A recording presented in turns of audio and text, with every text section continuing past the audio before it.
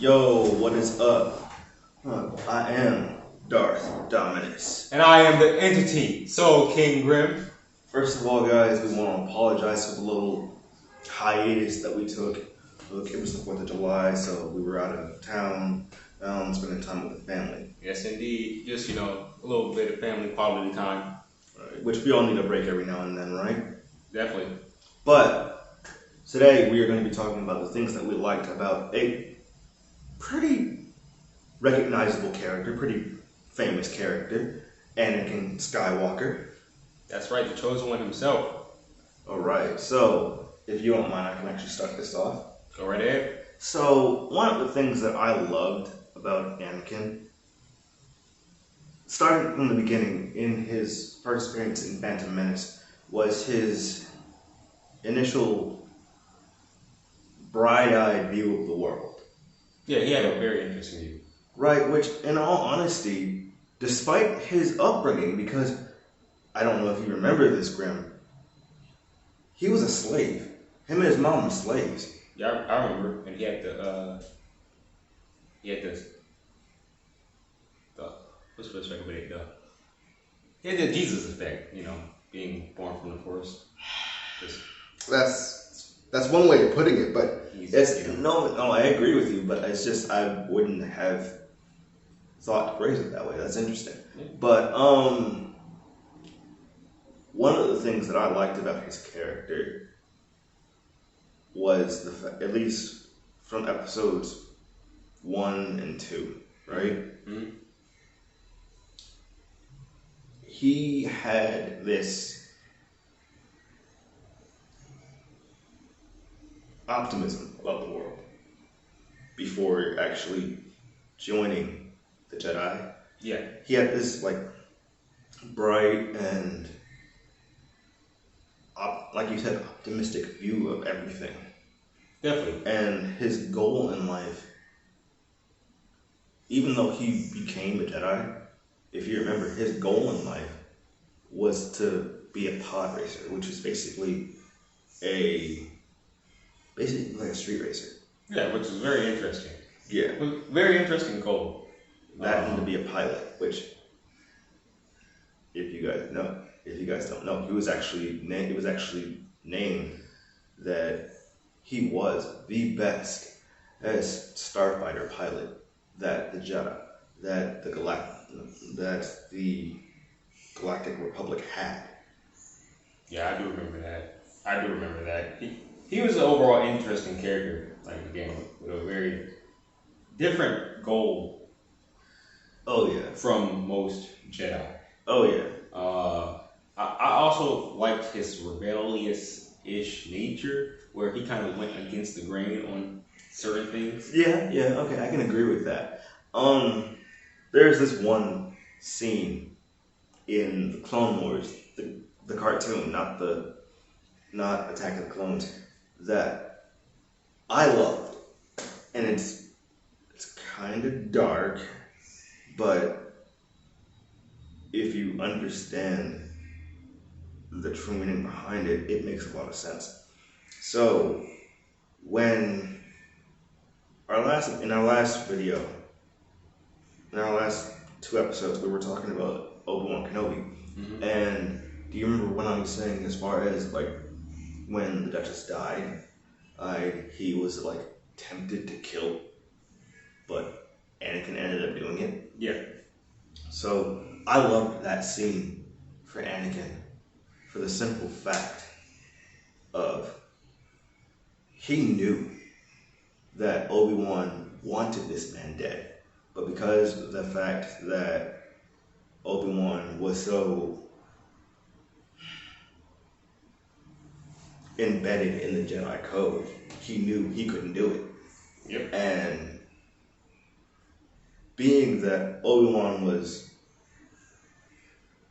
Anakin's parental figure while also being an older brother to him, he's like, okay, so you can't do it, but you want to. I'm gonna do it for you. Yeah, he just without a hesitation, he went against the grain of what Jedi are mainly known for. Right? That's what made me fall in love with that character. Oh yeah, and I definitely agree with you. And like looking back on it, certain things that he did during the Clone Wars technically should have been considered like war crimes. Yep. But like, let's just call a spade here and call it like it is. He probably should have been brought up on crimes of treason a couple times, and also just plain old war crimes. Period. But because they were in the middle of a war, no one's gonna turn a blind eye to it. No one's gonna like. Everyone's gonna turn a blind eye to it because it doesn't really make a difference. Oh yeah. Especially with what was going on. Oh yeah, and if you really look at it, out of everything that was just discussed, those were seeds planted to ultimately lead him to the dark side. Well, yeah, and okay, I can agree with that, and we can discuss that more in part 2. But in our next episode, we can discuss that a little more. But one thing that I absolutely adored about Anakin was, despite everything this man went through growing up, being a slave, and then not watching his mom die, having visions of his mom's death at the age of 16, and coming home, finding her dead body, and having to bury her, and then going right back into war. Yeah. That's something that would mess with your head, right? Oh, definitely. But instead, you know what happened? It actually, even with the dark actions he took in response to his mom's death, I'll phrase it that way. Yeah. Even with that, it still fueled him to do his best to end the war. Yeah. Because at the end of the day, he saw the one thing that no one on the council did. Being a collective of strong people as we are.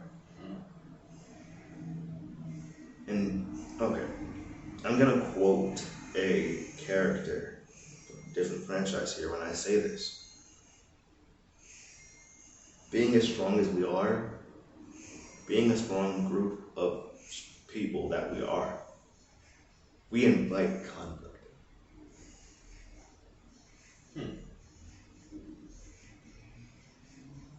Because the Jedi Council was made up of some of the strongest members of the Jedi Order in the world. Yeah, One of them being 900 years old. What, Yoda? Yes. Yeah, oh yeah. My guy. The Green Troll himself. Dude, do you realize the majority of the members of the council were all personally trained by Yoda himself? Yeah. But in seeing that, right, in knowing that what he wanted to do, and where he eventually went down the rabbit hole with his actions, his motives stayed the same. Oh yeah, definitely. Basically, all he wanted was peace. He took a dark path to get to where he wanted. Yeah. But yeah, that's one thing I can say, and this is gonna sound very dark and very messed up. Despite his actions, he achieved his goal that he had ever since he was a child. That is true. All he wanted was peace, and he might have gone about it in a very dark and messed up way. He achieved his goal in a way.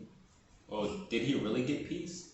Because I mean, under the Empire, things were peaceful until the uprising of the rebels.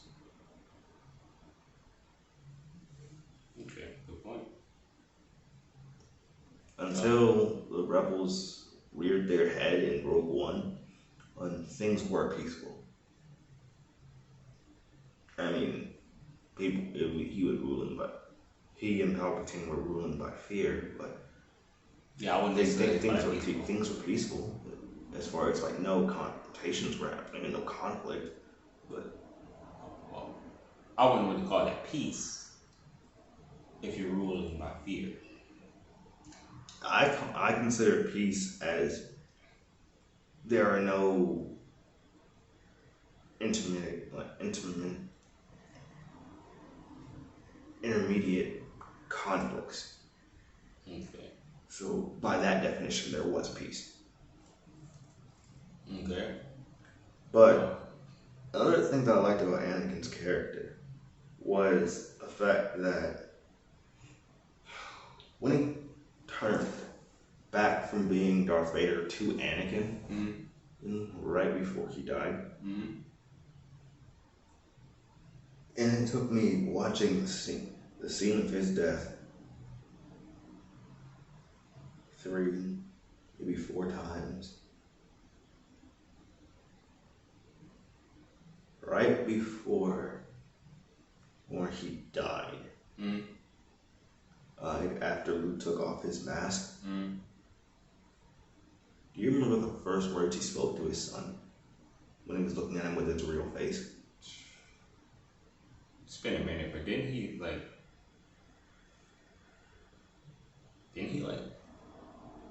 apologize?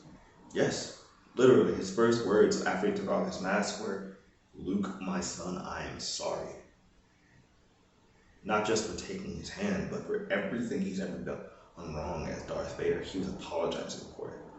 At least that was my interpretation.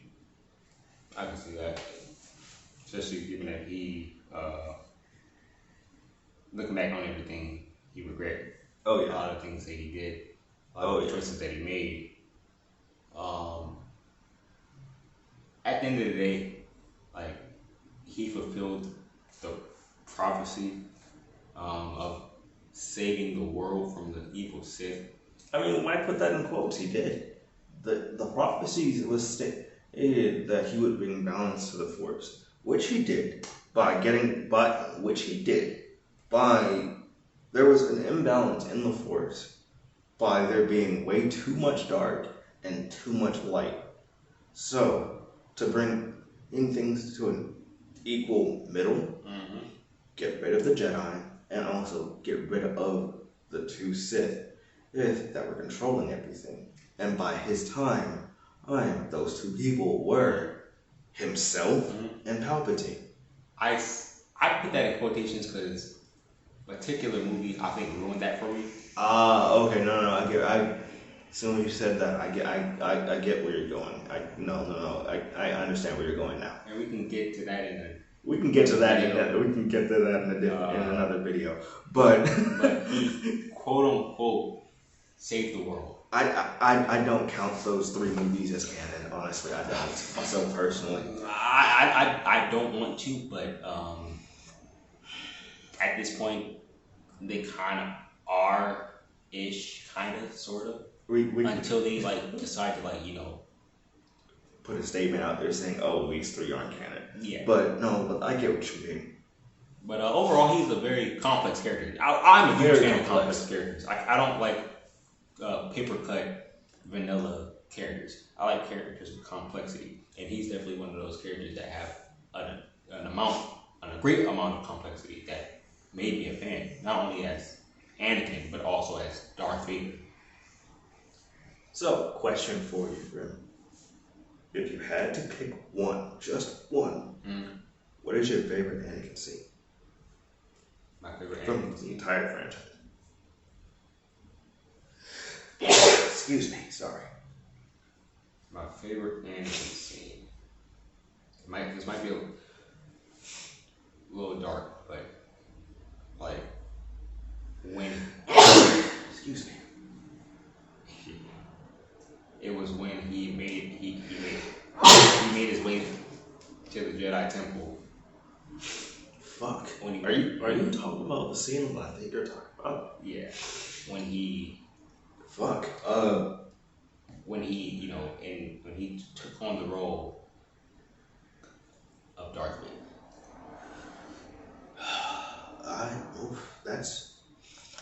That's dark. That can go. That is dark. You can interpret that in one or two ways. That's just my favorite scene. Like when because I feel like for him to solidify who he was, he needed to do that. Although I don't condone that, but for him to solidify who he was, and that I'm down this path. He went in there and slaughtered the future Jedi. Oh yeah, no, I can understand why that's a good scene for you. I don't condone that though. Just letting that be known. My favorite scene is during the Clone Wars TV show. Do you remember the episode or collection of episodes where they go to the planet where they meet basically the physical representations of the Force? Yes. The father who was the balance of the Force, the son who represented the dark side, and the daughter who represented the light side of the Force. My favorite scene is during not even just that collection of episodes, but there's one particular scene in that collection of episodes that I absolutely loved, which was the scene where I think the son was like holding Obi-Wan captive, and the daughter was holding Ahsoka captive in this like Coliseum. Like they were like as far apart from you as the window is, and that chair there. And the father tested him to see like, hey, if you have to free one of them, but whichever one you don't free dies. And he was like, but the only thing is, you're not allowed to use a lightsaber. So what he did... I remember what you're talking about. Yeah, you remember the scene I'm referring to? Yeah. He like basically was like, he raised his hands, he stood in the middle between the two, raised his hands at both of them and just screamed, no. And they like shifted back from their animal forms into their like humanoid-esque forms, and just like basically were kneeling in front of him, begging him to let them go. Okay, yeah. That was my favorite scene for Anakin Skywalker, because that scene shows that he was meant to replace the father as the person who holds balance, which proves that he was the child of prophecy. Okay. At least that's how I interpreted it as a kid, and even now as an adult. Okay. Is there anything else about Anakin you want to talk about? The only thing else that I can possibly think of would be that. Oh yeah, this is one thing I liked about Anakin, but disliked about the council. They were basically asking him to commit treason. Yeah. By spying on Chancellor Palpatine. And then, not only that, there's a straight up disrespect they were showing him by putting him on the council, but not giving him the rank of master, despite the fact that he was technically stronger than everyone else in that room. Minus Yoda. I don't think he was on Yoda's level at that point. Not at that point. No, he wasn't. But I'm saying, apart from Yoda, he was. Honestly, and this might be a topic for discussion for another video. If you, Grim, or our viewers are interested in hearing my take on it, and despite what my shirt might depict, that I honestly do believe that by the time of, say, episode 6, had Yoda not died, and he went to face them, I honestly do think Vader and Yoda would. Okay, no, let me start over. Sorry. Had Anakin not lost his limbs and had to been put in that robotic suit and actually grew into the dark side of the Force the way Palpatine wanted, by the time episode 6 came around, I do believe he would have been on equal footing with Yoda at that point in time. Oh, I agree. At that point, yeah. I definitely agree at that point.